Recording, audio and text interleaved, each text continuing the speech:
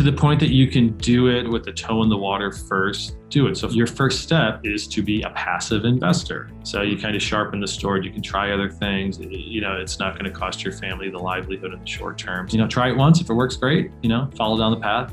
If not, then, pull back and you're probably going to be great in what you do. And there's a lot of value and peace.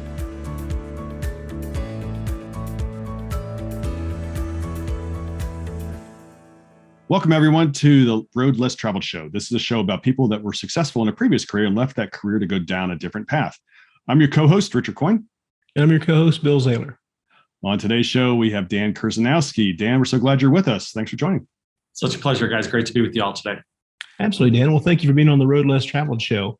Do you want to start off getting a little about your background? Can you tell about your first career you were in and how long you're in that line of work? Yeah, absolutely. So I grew up in Northeast Pennsylvania. I like to say, keep the math simple. I graduated in 2000, turned 30 in 2008. So I felt my career was probably similar to a lot of our folks here. Had the benefit of going to two top-ranked schools, trading for Merrill Lynch, and then being at General Electric. If y'all remember GE, when used to be the top company in the world not so long ago. So I feel right place, right time, and played my cards well. Benefited, of course, from as I said, the good schooling, the resume, kind of playing what you're supposed to, and it put me in a good spot. But head and heart weren't there for the long term, and so here we are in my beautiful tiny office in Austin, Texas today. Nice. Well, excellent. Well, what did you transition into then? Yeah, wow. So I went from a very, obviously trading on Wall Street's its own little animal. And I joke if I did what I did on the debt side, we'd be on my island now. But I literally would have caused a financial crisis. I guess good for the soul, bad for the pocketbook, as they say. And then GE was just right place, right time. I mean, I had the benefit of this Six Sigma sort of DNA and knowledge and muscle, and something that's not as common as, I say, Six Sigma, but gold standard marketing. So I give a lot of credit to Beth Comstock, and it still doesn't have the headlines per se, but wow, the muscle that you gained, and in terms of segmentation, potentialization, architecting a CRM, you name it, all of this is now kind of innate for me for this experience. And GE even today still has multiple businesses outside of the finance units that I probably could have stayed on, or a similar company. Once again, wasn't my path, but wow, talk about a great experience. And once you step outside, you really do feel like the 1% in terms of the business acumen. Obviously, you put in the work for it, but I've just been fortunate. I think once again, really right place, right time. But as I said, head and heart sometimes leads you to do some other things. So. Mm-hmm. And what path did that lead you down as you left GE Capital or GE? Yeah, so part of it, I had the benefit. So with GE, I was in a post-MBA rotational program. I had a taste of Austin, Texas, which I know today would be like, oh, of course, everybody's in Austin. But rewinding 15 years, I'll put it this way, to be on the east side. So for all my barbecue friends, and let's not compare Carolina versus Texas, I see two of you guys and just one of me. I'm not going to do that. But we were here back in 2007. So we're Franklin's Barbecue, which is a whole one block east of I-35, a whole 5-minute walk from the Capitol. They actually gave us a flat screen TV for a 5-month lease to move in. Nowadays, good luck finding a teardown for under, $750,000, and not exaggerating here. So, with all that, the good benefit was that, hey, GE had an office here. So I had a taste of, the weirdness of Austin, everything else. And plus, we did have a business, which is, I'd say, has been the capstone of my alt's career, which is private real estate. Mm-hmm. So we were spinning the globe around for air cargo facilities. So you think where UPS flies to drives out of, obviously a very niche thing, but GE being so big, times were great in the mid-2000s. We were a 4-man shop in Austin. So part of that, having the taste, and I was actually here, separate story, but the weekend before 9/11, to really get to know Austin a good 20 years ago. And my wife's from Mexico and such. So this was a good place to be. And then like anything, you spring from being very corporate to, wow, I'm part of a startup and people are wearing T-shirts, and I'm not tattooed, but a lot of people are tattooed with the logo of the company. Seriously, about 20% of the company, kind of wild. Mm-hmm. But, so this is kind of what, just the way that I'm wired was also pretty exciting to me. Absolutely. I guess it limits the number of times you can change companies. If you get a tattoo each time that you have real estate, yeah. Yeah, I kind of feel lost. And there's very few people with the one and done. So I can probably have the whole, I don't want to say Fortune 500, but call it Inc. Magazine 500 up and down. So I guess I'm the normal one out of the three of us. Bill lives in Asheville. Asheville tries to be weird. Yeah. You live in Austin. Austin likes to be weird. So I'm the normal one here. So that's a sliding scale. Yeah. So Dan, actually, in my former career myself, actually, I did some consulting work.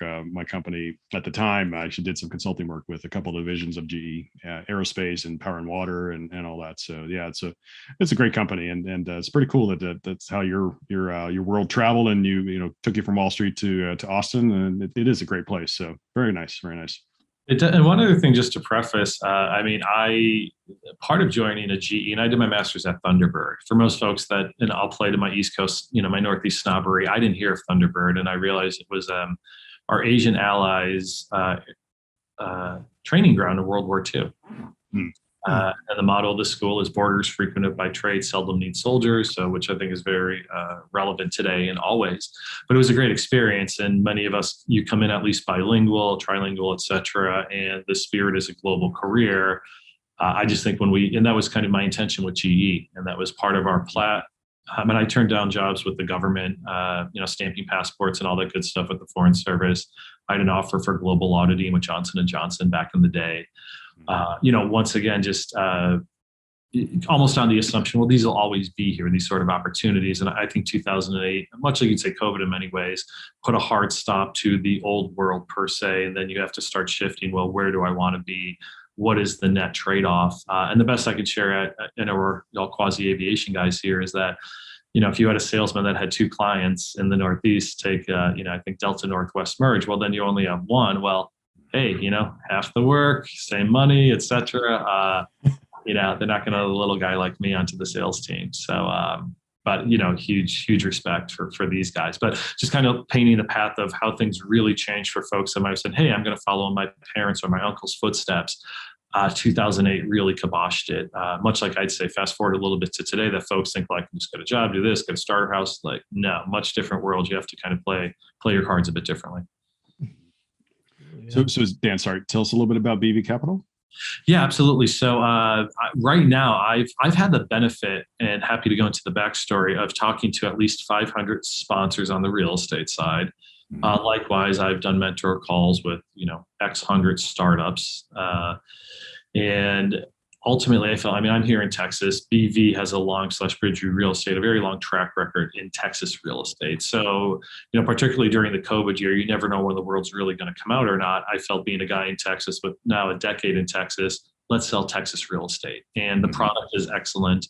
The track record of the guys, the amount of diligence, for me being more of a startup guy deep down inside, I'm like, do we really have to do that much? But, ultimately it's wise for the investors. And multifamily, some value add, some developments, primarily in the Dallas area. We teamed up with Archway, who I consider best of breed on the industrial side.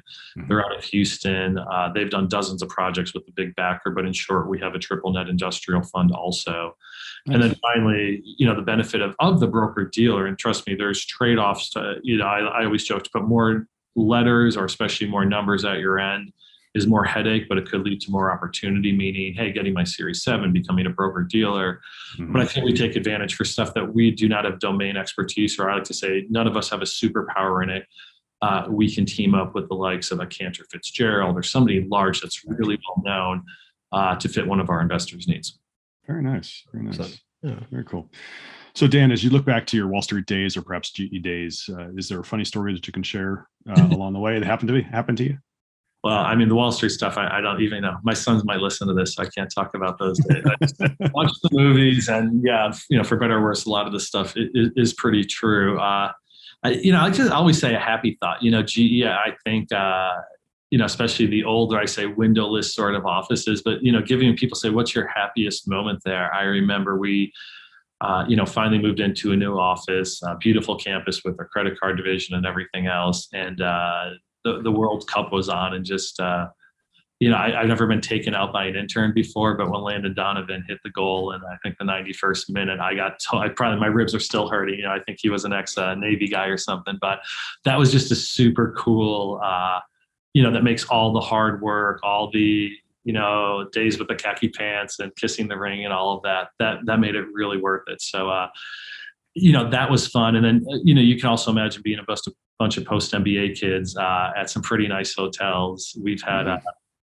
I'll just say the hot tubs or this or that, I guess statute of limitations are over, but quite, quite a good time. And I'm a little bit of a jokester, but being a Thunderbird, I guess I can share this one. I said we're past, but I remember off the bat, we move into, and I'm thinking, well, let me do an athletic swim. And what you do is you wear a Speedo. So this is before the whole Michael Phelps. This is more, I'd say, the European side. And, that's how I got to know some of my classmates on day one. I thought I was sneaking in an early 6 a.m. swim at the hotel, and so you get branded. So all in good fun, we're all human at the end of the day. And, I think that really helped. And, that sort of mindset and fun, I think also, led us to Austin, where, trust me, you can totally be yourself 24/7.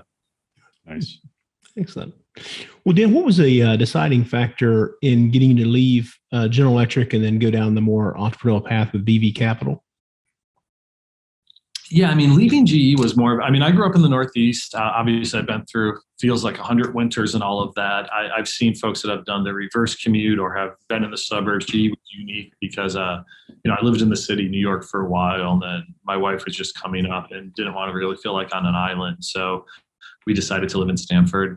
Some great folks there, stuff. But vis-a-vis the cost at the time seemed, wow, pretty kind of a sticker shock versus everything else. But it was more just on the personal front. As I said, I grew up in small town America. I came back to Austin on one of these Eat, Pray, Love trips and, had an offer within the weekend, and it was kind of cool. And the mission of this company was to win the war against the mega bank. So talk about coming from GE, wanting to do something different. So, wow.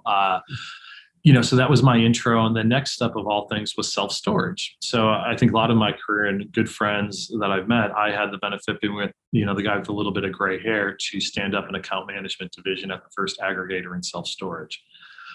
Net benefit, I felt I identified the top operator and marketer. They've since went on their own. The one gentleman has since sold a 9-figure exit to one of the publicly traded REITs. Wow.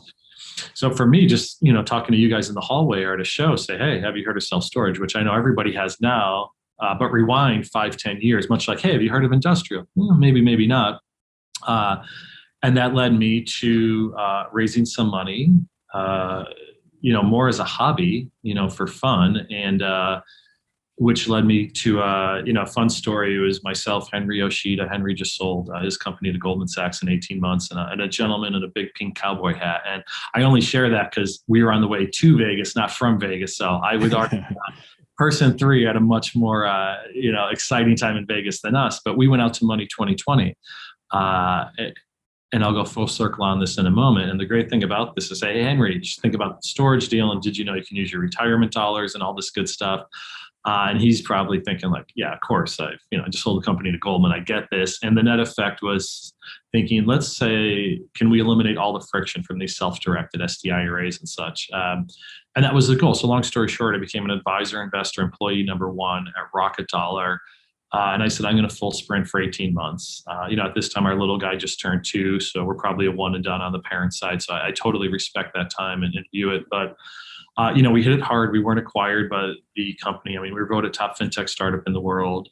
Actually, second place. The VCs ranked us first, and then Shaquille O'Neal, Shaq swatted us down to second. And so I'd say never step in the ring with Shaq and those big checks where I feel like it's written in black marker who the winner's going to be. But with all that, then I said just the great net effect. I'm sure you guys, whether it's the larger family offices, and a lot of respect for the likes of Richard C. Wilson. I love his community. I am an Opal.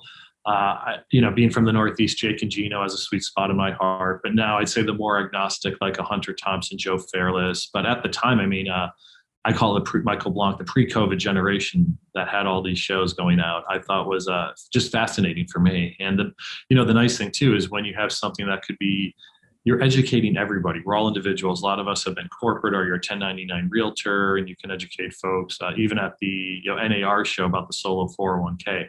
For me, this is just this was blissful. This was great, but it was 20-hour days. No doubt. You are working startup hours by choice a lot. And so with that, minus the COVID crystal ball, is what I pulled away. And that's, slowly how I got into to BV.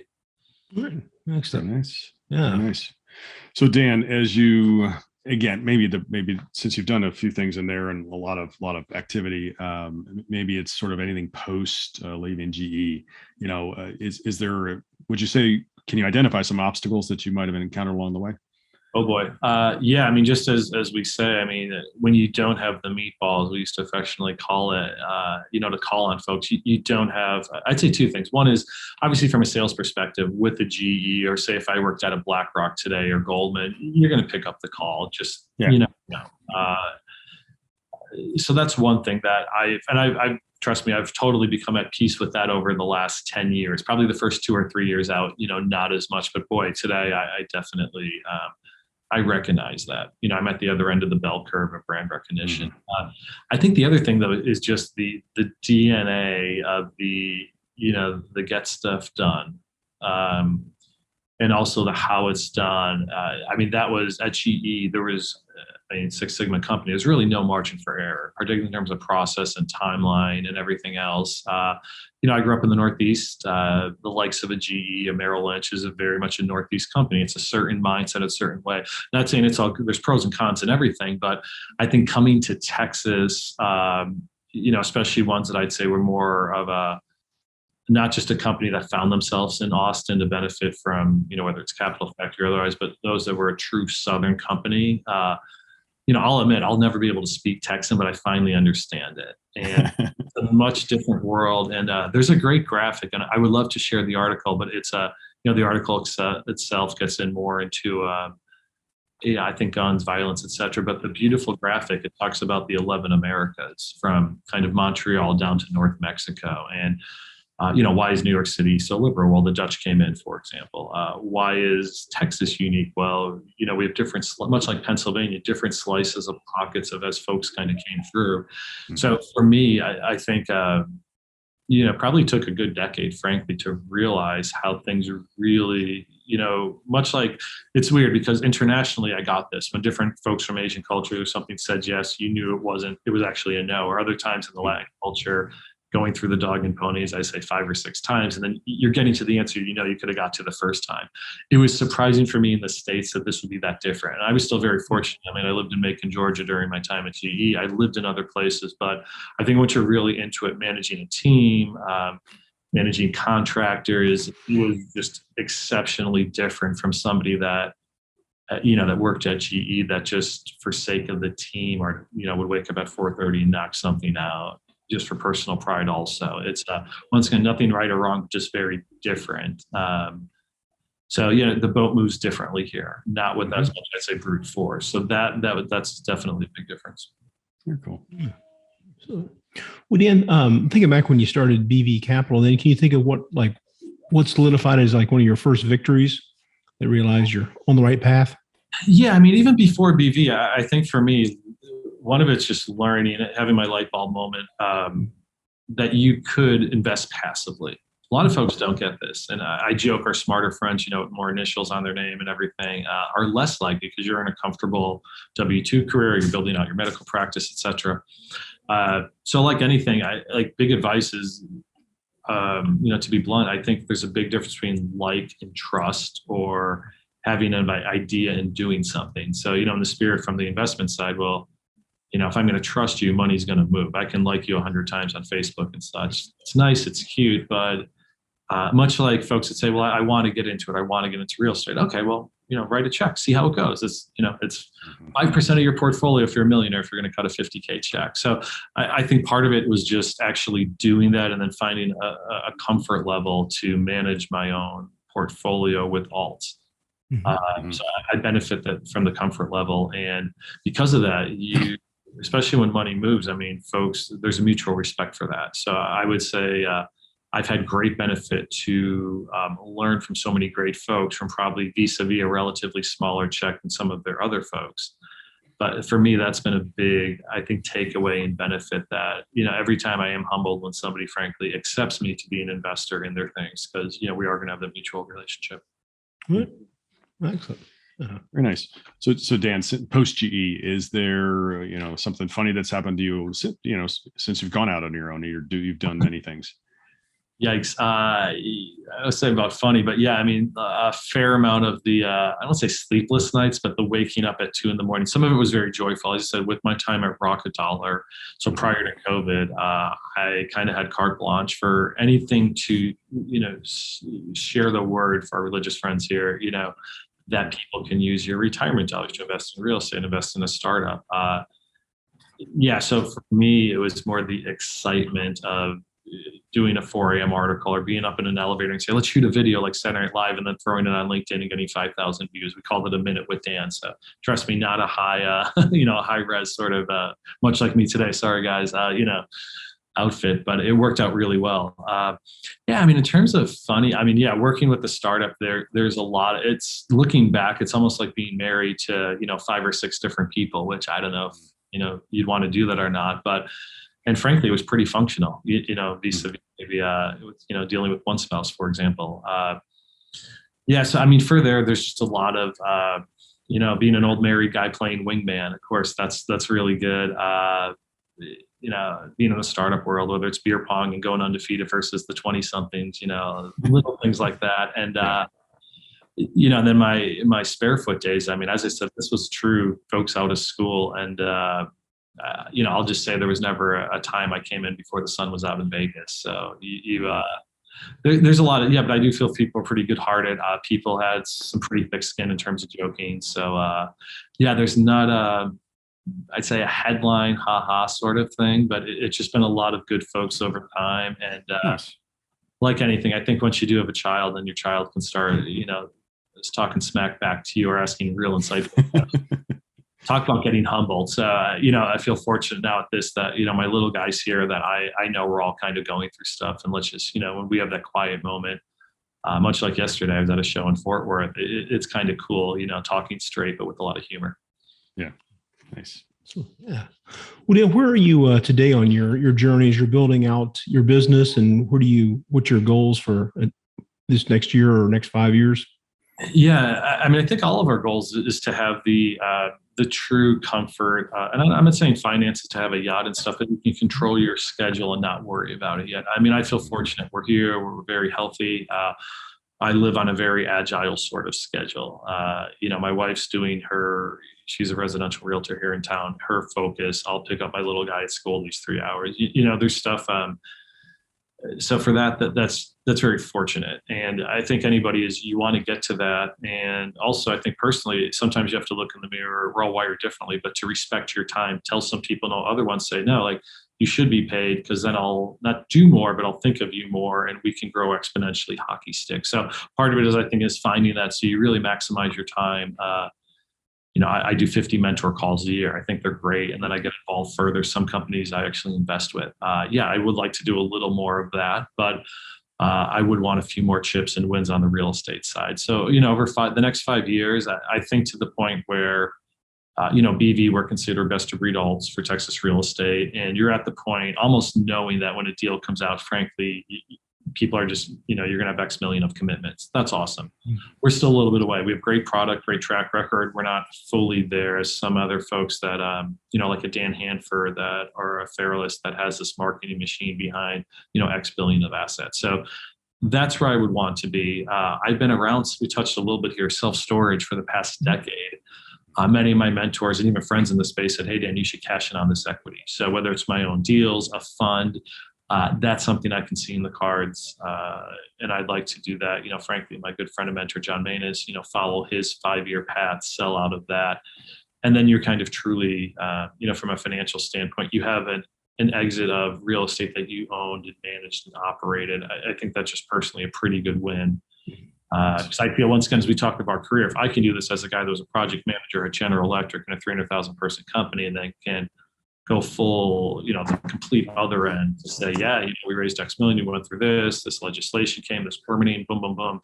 I think it's a really cool story. And the fact that you're doing it with, I think, a child at home and in a city where, I probably since the beginning of our call, that house appreciated $50,000, there's something with that. So that's definitely the goal, is that I want to make my time be valuable. I'm never going to be the guy to sit on the golf course or say, I want to move, an island. It's going to be to help help folks. But I'd say much like a Tony Robbins or somebody does, I feel like that this thing, and why do people pay up? Well, because of the value that's mutually brought and then everything else. So finding myself in that sort of circle is where I'd want to be. And in the near term, it's still going to be,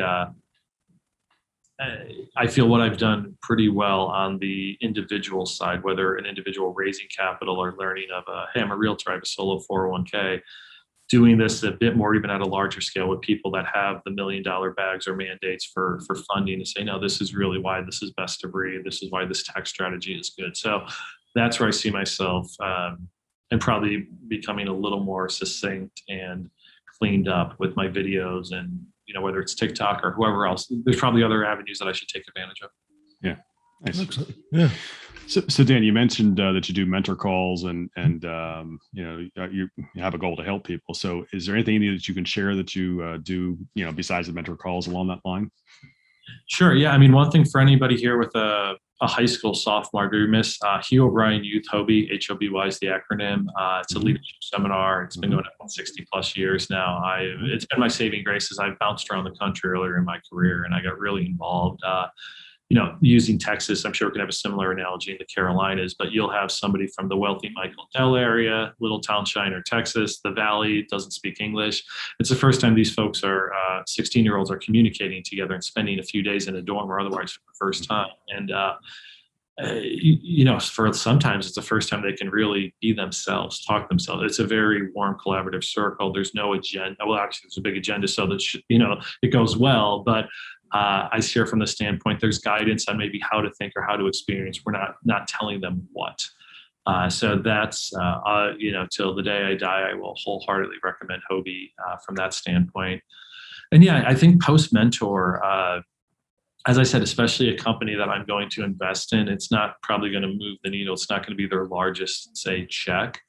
But in terms of introductions and connecting, so a great example, Hover City, a gentleman, Lebanese, just had his visa to come over, great immigrant mindset. So picture after a natural disaster, well, God, it takes a while for help to get there. And it might be kind of a big, ugly 20-foot metal TEU that people are using for supplies to live in. Scratch all that. Imagine, I like to say, if you're playing Tetris and it had a baby with a smart home and it was hexagonal and could be stacked on each other, droned in, have all the benefits of an eco-friendly home, et cetera. That's what this company is. So if you think, let's talk straight here. Post-Ukraine, some of these places, this might be what you want. So the Red Cross says this is great. More local to home instead of, hey, we found oil and let's wait 6 months. There's gonna be 6 holiday inns, and whoops, 6 years later, nobody else is here for sustainability and frankly profit alone. How about we get these things in a month instead of waiting, then we can pull them out. And then finally, we're all real estate guys here. I call it like a hipster Airbnb that you can have way out there. And, it's kind of being in a teepee in Marfa, Texas, for a night. There's some cool stuff there. So, and there's other folks that I feel, so that's, Hover City, Blended Sense is a company. And I feel they, as we've gone from paper to a short video to introduce yourself, for the video part of a marketing stack, they are beyond exceptional. Plus, it's a great story. It's the actress from Boston, the boy from the Bronx, the community they have of advisors, of investors. And I'd say this to any startup founder, even if you're on the real estate side raising money, is to have the equivalent of an advisory board and your early investors and on a quarterly call. So you're really involved from day one. It's almost apparent that when you're pregnant, you have the support system in versus like, oops, my kid's walking now and the highway's across the street. What do I do? So. Yeah. Nice. It's funny. I forgot all about Hobie, Hugh O'Brien, whatever it's called. One of my kids got to participate in that when they were in high school. So yeah, very cool. Very great program. Thanks. So, absolutely. Yeah. Well, Dan, is there something you've recently implemented in your business that's allowed you to scale more rapidly? Yeah, I'd say two things. So, previously at Rocket Dollar, I'd say our best, a great hire was having somebody on the operation marketing side to, I'd say, do the final, I half joke waking up at 4 a.m. for an article or a video or a thought, but having somebody with the GSD mindset to get stuff done, but also with enough of the marketing to say, okay, here's how we're going to hyperlink something. Here's how we're going to get above the fold. Here's how we're going to, maybe do a commission junction, get paid with it. That's truly helpful. All of us here can do it, but it's just a factor of time. And then if you're wired like me, you get more excited, then you find yourself writing articles and not doing sales calls the whole day, or vice versa. That's one thing. The other thing too, I would say, it might be common sense, but having a CRM that fits your business. I've had the benefit that I've architected HubSpot for folks, and I feel, as I said, for me, because my GE days, it's just so natural and it seems so simple and easy. A lot of folks, it's a deer in the headlights. So, with BV, we've done that. Probably by the time some folks hear this, we've heard so much feedback. I'm selling a property, I sold a property. Do you guys have anything from a 1031? And our primary fund cannot accept 1031 money. It's a triple industrial. That said, we're in Dallas. We find great product in Dallas.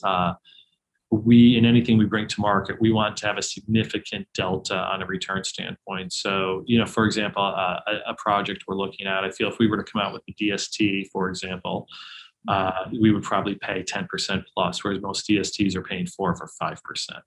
Wow. So, with that, that's something that if we do this, and like anything, you can always have similar product, even on a quarterly basis. This could be, I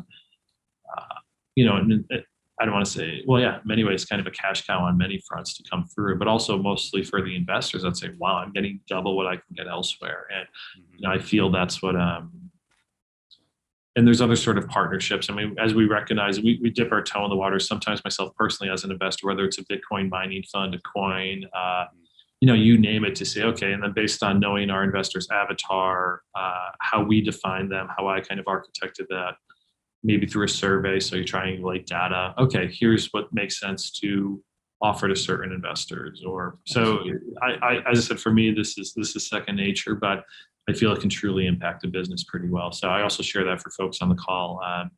Reach out to me directly if you feel that that's a pain point. Nice. Nice. Absolutely.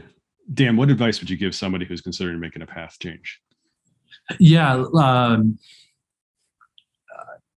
To the point that you can do it, I don't want to say do it half-assed, but you can do it with the toe in the water first. Do it. So, for example, a lot of my techie friends here, more engineer, let's say, in town, say, I want to retire early from Dell or Microsoft. I want to own X house. That's great. Okay, great. Your first step is to be a passive investor. And you can use it with, maybe you have 2 kids at SMU or Rice or, et cetera, Davidson. Okay, but then you can use your retirement dollars. So, in some way, I would say, and even if this seems so foreign and your parents were pensioned like mine, or you've been maxing out your 401k and you feel that should be your only retirement, that's sacred dollars you can't touch, you have to break through that to have any legitimacy also. So like anything, I would say, one is if your thing is to be an owner, a GP, will start off as an LP. Startup world per se, to the extent that you could maybe consult a little bit on the side, that's helpful. That you can keep, a lot of folks keep as I said, when I was raising capital, I was still the equivalent of a W-2 probably for about 5 years when it was a hobby. So you kind of sharpen the sword. You can try other things. It's not going to cost your family the livelihood in the short term. So from that standpoint, I would say look to be an advisor, do a project, maybe do something for equity. Frankly, see if you can stomach it. Because guess what? If you're doing your thing, you're probably working for sweat equity the first year anyway. So yeah, the main thing is it's do something. Here's my favorite stuff from see if we got this in FDR, height of the Depression. So do something, if it doesn't work, stop doing it. If it works, do more of it. And I had this on my desk since 2008.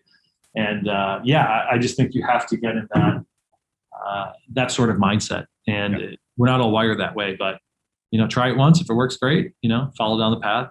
If not, then, pull back and you're probably going to be great in what you do. And there's a lot of value and peace, in that too. So take it. Yeah. Kaizen, continuous improvement, or fail fast forward, iterate, keep going, don't stop, but just learn from and grow. Yep. Absolutely. Well, Dan, what's the best way for our listeners to reach you and learn more about what you're doing? Yeah, absolutely. I think LinkedIn is great. And, please mention that, you heard of here today, and I am pretty proficient. And I do take, once again, I'm very humbled anytime somebody reaches out, particularly, hey, I heard you here. This was a great tidbit. Or here's my challenge or need. I'm extremely open for a call. So please, on LinkedIn, do that. Obviously, boots on the ground. I've been here for a decade in Texas, both on the real estate and startup side. My superpowers, it's all the S's, self-storage, self-directed IRA, solo 401k. I'm from Scranton, PA. So if that's fun, I can tell you where Biden played Little League. And, for my other guys on their side of the road with Trump, little Trump. So here we go. But yeah, with all that, LinkedIn would be great. Okay, well, very good. We'll put links in the show notes below. And well, Dan, we'd really like to thank you for being on the Road Less Traveled show today. Really enjoyed the conversation and wish you continued success. Thanks, gentlemen. Appreciate it. Absolutely. Dan, thank you for being on. We'd also like to thank our listeners for listening. Please continue to give us 5-star ratings so we can bring you more great content like Dan Kryzanowski today. Thanks for being on again. We'd also like to thank Park Capital Partners that sponsors this show. And we want to remind everybody that we have the Park Capital Partners Value Add Fund, which is a 506c investment fund. And we also have started we actually announced just an acquisition that we are doing for the fund. And then secondly, we also have the Park Capital Partners Foundation, which is a 501(c) nonprofit that when investors invest with us, Park Capital Partners will make a donation to honor that investor to a charity of their choice, of 15 to choose from. Thanks again for being on, folks. We really appreciate it. And remember, folks, the road less traveled may be calling you. We recommend that you listen and take action. Thanks for joining.